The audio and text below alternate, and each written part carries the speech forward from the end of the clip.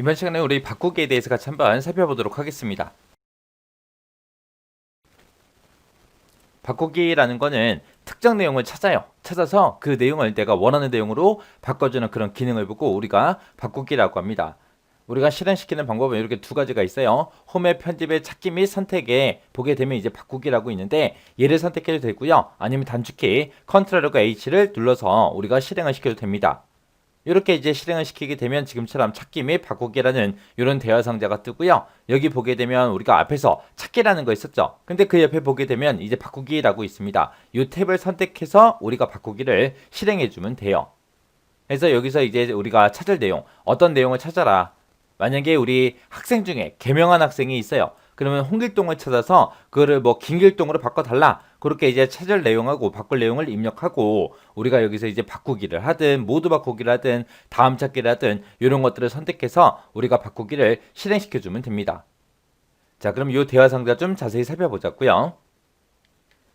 자, 이렇게 이제 대화 상자가 있을 때 우리 찾을 내용이요. 여기서 이제 내가 찾고자 하는 그 내용을 우리가 직접 이 칸에다가 1번 칸에다가 우리가 여기다가 직접 입력을 하는데, 그때 이제 입력을 할 때 별표가 됐든 물음표가 됐든 이런 와일드카드 만능 문자를 우리가 사용해서 우리가 특정 내용을 찾을 수 있습니다.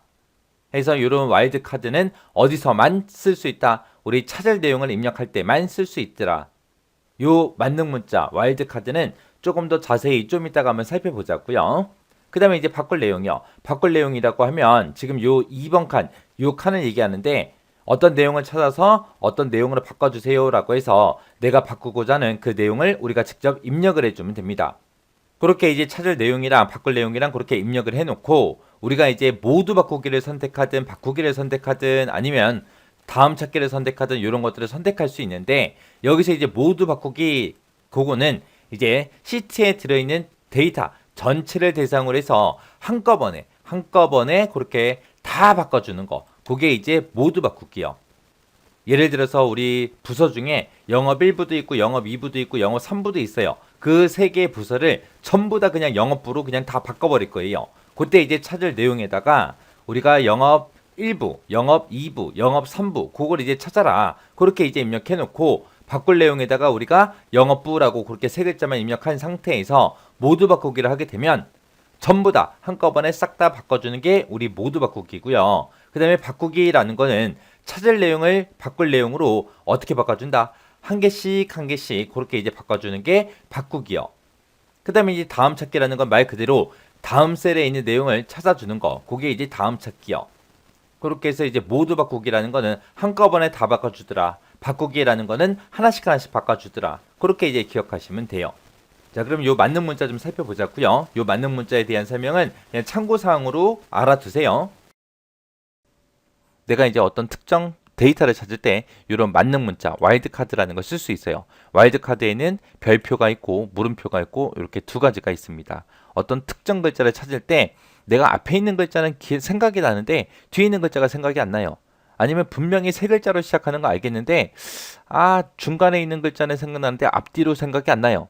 아니면 내가 세 글자로 시작되는 건 알아요. 근데 끝에 있는 글자만 생각나고 앞에 두 글자가 생각이 안 날 때, 그럴 때 이제 별표가 됐든 물음표가 됐든 거기에 맞게 우리가 사용해 주면 됩니다.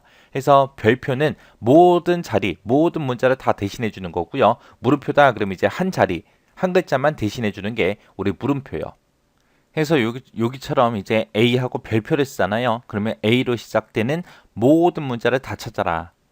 그래서 뭐 두 글자짜리든 세 글자짜리든 네 글자짜리든 다섯 글자짜리든 다 찾아주는 게 얘입니다. 근데 두 번째 보면 물음표하고 A라고 돼 있죠. 얘는 물음표가 한 글자만 대신해 준다 그랬어요. 이렇게 해서 두 번째 글자가, 첫 번째 글자는 물음표고요. 두 번째 글자가 A인 문자를 찾아라, 그런 뜻으로 이제 사용되는 거고요. 물음표 A라고 이렇게 쓰게 되면 이제 세 번째 글자가, 여기 한 글자 두 글자죠. 한 글자 두 글자 세 글자, 세 번째 자리의 글자가 A인 문자를 찾아라 라는 그런 뜻입니다. A 물음표 C라고 이렇게 쓰게 되면 A로 시작하고 C로 끝나는 그런 글자들 중에서 세 글자인 단어를, 모든 단어 찾아라 라고 그런 의미로 이제 사용되는 거예요. 해서 내가 만약에 수식을 입력할 때 물음표를 썼어요. 곱하기를 썼어요. 내가 이런 표시, 이 자체를 내가 찾고 싶다라고 했을 때는 물음표를 찾겠다라고 하면 물결하고 물음표 이렇게 해서 찾아주면 되고요. 내가 별표를 찾겠다라고 했을 때는 물결 표시해주고 이 기호 입력해주고 이렇게 해서 이제 찾아주면 됩니다. 그러면 이 자체를 우리가 찾을 수 있어요. 얘가 이제 모든 글자 한 글자를 대신해 준 게 아니라 물음표라는 기호 그리고 별표라는 기호 이 자체를 그렇게 찾을 수 있어요. 이게 이제 만능 문자 와일드카드요. 자, 이런 게 바꾸기다라고 그렇게 기억하시고 지나가시고요. 여기서 만능 문자 꼭 기억하고 지나가시기 바랍니다.